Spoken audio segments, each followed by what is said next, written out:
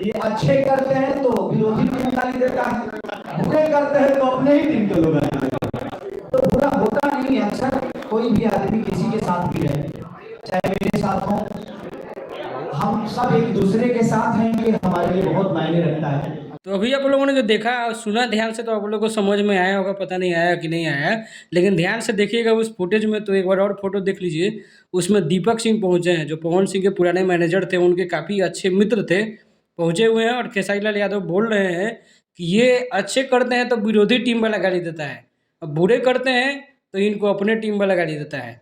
ये साफ साफ उन्होंने कहा है, लेकिन ये विवाद वाला बात नहीं है। लेकिन फिर भी कुछ लोग अगर इसका गलत अर्थ निकालेंगे तो हो सकता है विवाद हो जाए।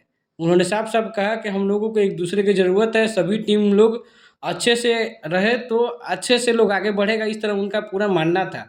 लेकिन इसका गलत मीनिंग निकाल सकता है लोग, इसीलिए मैंने सोचा कि आपको एक वीडियो बना के जानकारी दें कि आपको क्या लगता है खेसारी लाल यादव ने जो बात बोला वो चिंगारी लगाने का काम किया या फिर नया कंट्रोवर्सी खड़ा करने के लिए सोचा।